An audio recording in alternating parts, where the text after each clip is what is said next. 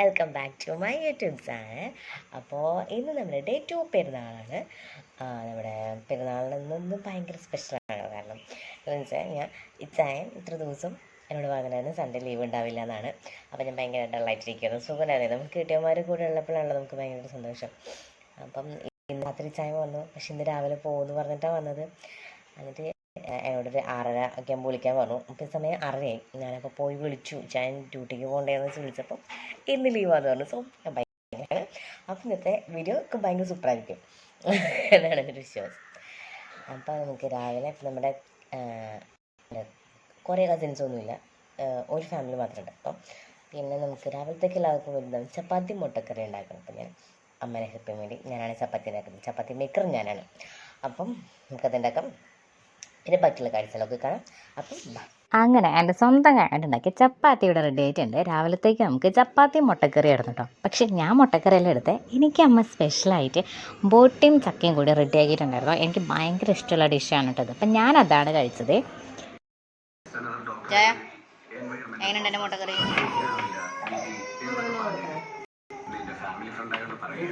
ചായക്കള്ളി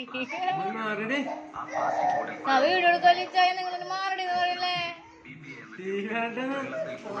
അപ്പൊ ചായ T V ആണ് വരുന്നത്. രാവിലത്തെ പരിപാടി ഒന്ന് ഒതുങ്ങിയപ്പോഴത്തേക്കും അമ്മ ഉച്ചക്കത്തേക്കുള്ള തുടങ്ങിയിട്ടുണ്ട് കേട്ടോ. നമുക്കിന്ന് സ്പെഷ്യലായിട്ട് ബിരിയാണിയും ചിക്കൻ കറിയുമാണ്. അപ്പം ചിക്കൻ കറിക്കുള്ള ചിക്കൻ നമ്മൾ വറുത്ത് വെച്ചിട്ടുണ്ട്. നമ്മളിപ്പം വറുത്ത ചിക്കനാണ് എടുക്കുന്നത്, അതാണ് എല്ലാവർക്കും ഇഷ്ടം. അങ്ങനെ ഗ്രേവി ഇവിടെ സെറ്റായി വരുന്നുണ്ട് കേട്ടോ. കുറേ നേരം നിന്ന് നന്നായിട്ടൊക്കെ റെഡി ആക്കിയിട്ടാണ് നമ്മളിതിൻ്റെ ഗ്രേവി സെറ്റാക്കി എടുക്കണേ. എന്നാലാണ് നമുക്ക് ആ ഒരു ഗ്രേവിക്ക് ഒരു സ്പെഷ്യലായിട്ടുള്ളൊരു പ്രത്യേക തരം ഒരു ടേസ്റ്റ് കിട്ടുള്ളൂ. ക്ഷമയോടുകൂടി നമ്മളത് വെയിറ്റ് ചെയ്യണം. പിന്നെ പപ്പടം വറക്കലായിരുന്നു പിന്നത്തെ നമ്മുടെ ദൗത്യം ഉണ്ടായിരുന്നത്. അപ്പോൾ ബിരിയാണി പപ്പടം വറക്കലായിരുന്നു ഞാൻ ചെയ്ത കാര്യം കേട്ടോ.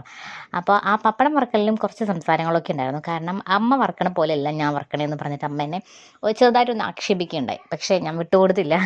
ഞാൻ വറക്കുന്നത് തന്നെയാണ് നല്ലതെന്ന് പറഞ്ഞ് തർക്കിച്ച് നിൽക്കുമായിരുന്നു. എന്ത് ചെയ്യാം, അമ്മയും മോളായിട്ട് ഇങ്ങനെ ചെറിയ ചെറിയ സംസാരങ്ങൾ ഞങ്ങളുടെ അടുക്കളയിലുണ്ടാവും. അടുക്കള ആയതുകൊണ്ട് നമുക്ക് എന്തും പറയാമല്ലോ. അങ്ങനെ നമ്മുടെ ബിരിയാണിയും ഇവിടെ റെഡി ആയിട്ടുണ്ട് കേട്ടോ. അപ്പം ഇത് ഞാൻ കുറച്ച് അധികം ഉണ്ടാക്കിയിട്ടുണ്ട്. അതിനാൽ തന്നെ അത്ര ശരിയായിട്ടില്ല എന്നുള്ളത് വേറൊരു സത്യാവസ്ഥയാണ്. എന്നാലും എന്നെ വിഷമിപ്പിക്കേണ്ടെന്ന് വിചാരിച്ചിട്ട് ആരൊന്നും പറഞ്ഞില്ല. പിന്നെ ബിരിയാണിക്ക് എനിക്ക് ഏറ്റവും സ്പെഷ്യലായിട്ട് തോന്നിക്കുന്ന സംഭവം എന്ന് വെച്ച് കഴിഞ്ഞാൽ ഞാൻ കുറേ ഡ്രൈ ഫ്രൂട്ട്സും പിന്നെ നമ്മുടെ ടൂട്ടി ഫ്രൂട്ടിയും കുറേ ഇടും. എന്നാലാണ് എനിക്കത് ബിരിയാണി ആയിട്ട് തോന്നിക്കുള്ളൂ. അതൊക്കെ ഇങ്ങനെ കുറേ കിട്ടിയാലാണ് എനിക്കൊരു സന്തോഷവും സമാധാനമൊക്കെ ഉണ്ടാവുള്ളൂ. അത് കാരണം ഞാനത് വാരിക്കോരി ഇടും ഗൈസ്. അപ്പോൾ അതാണ് ഇപ്പോൾ നമ്മൾ കണ്ടുകൊണ്ടിരിക്കുന്നത് കേട്ടോ. ഞാൻ കുറേ ടൂട്ടി ഫ്രൂട്ട് ഇട്ടിട്ടുണ്ട്. അങ്ങനെ പപ്പടം വറുത്ത് നമ്മുടെ ബിരിയാണിയും ചിക്കൻ കറിയും ഒക്കെ റെഡി ആയിട്ട് വെക്കുന്നുണ്ട്. ഇനി നമുക്ക് അച്ചാറും സർലസും അതിൻ്റെ കാര്യം മറന്നുപോയി. ആര് എന്തോ മുടി ഇതിലേക്ക് ആക്കല്ലേ.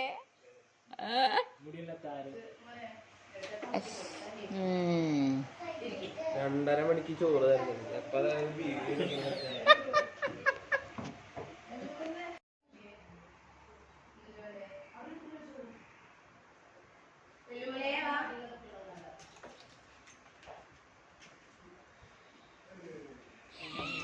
ശരിക്കും നിനക്ക് എത്ര പ്രായം എൻ്റെ അപ്പോ? ഞാനാണം കൊടുത്തതിനെ 10-31 വയസ്സാവാനാ പോണേ. എന്നിട്ട് 3 വയസ്സുള്ള അങ്ങടെ സ്വഭാവം അവന്. അല്ലേ ചേട്ടാ എവിടെ ചേട്ടാ?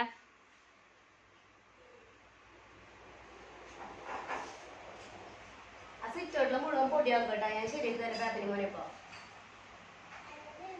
ഇപ്പൊ പേപ്പരി മോനെ ഞാൻ ശരിയാക്കും. ഞാൻ അക്കട അവനെ വെറുതെ വട്ടാക്കാൻ പോയേക്കണതല്ലേ.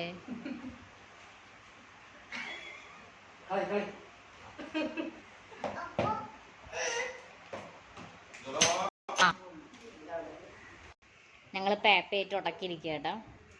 ഞങ്ങൾക്ക് സ്വസ്ഥമായിട്ട് കളിക്കാനായിട്ട് സമ്മതിക്കുന്നില്ല പേപ്പ അല്ലേ പൊന്നെ?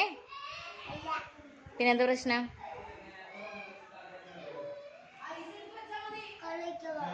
കളിക്കാൻ വരണോ? എന്തിട്ടോ കളിക്കണ്ടേ? എന്നിട്ടാ കളിക്കണ്ടേന്ന് പറയേ.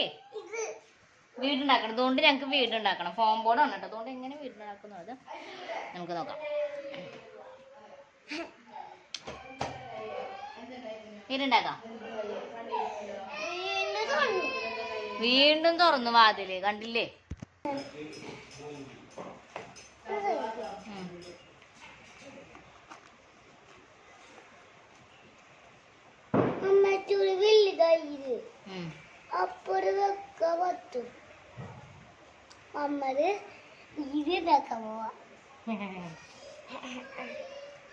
നോക്കിട്ട് അതിനുണ്ട്. ഇപ്പുറത്ത് വയ്ക്കും, ഇപ്പുറത്ത് വയ്ക്കും. കുഞ്ഞിത് ചെയ്യാം, കുഞ്ഞിത് പറ്റില്ല.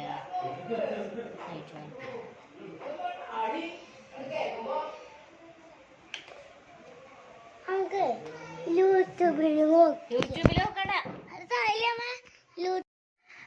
നമ്മളുണ്ടല്ലോ ഇന്ന് രാവിലെ നമുക്ക് കുർബാനയ്ക്ക് പോകാൻ പറ്റിയില്ല. നമ്മുടെ പെരുന്നാൾ കുർബാന നമുക്ക് മിസ്സായി.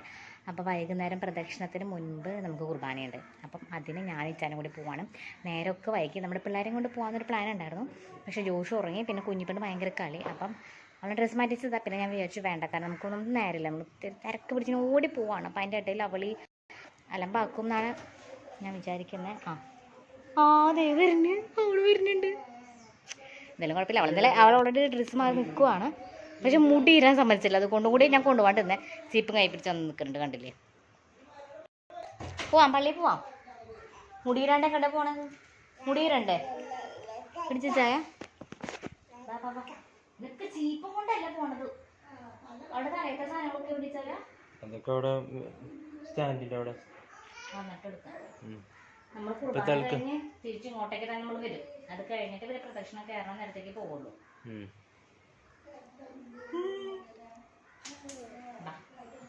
കുർബാന കഴിഞ്ഞിട്ട് ഞാനും കുഞ്ഞിപ്പെണ്ണും മാത്രമാണ് കേട്ടോ വീട്ടിലേക്ക് വന്നത്. ഇച്ചായം പ്രദക്ഷിണത്തിൻ്റെ കൂടെ പോയി.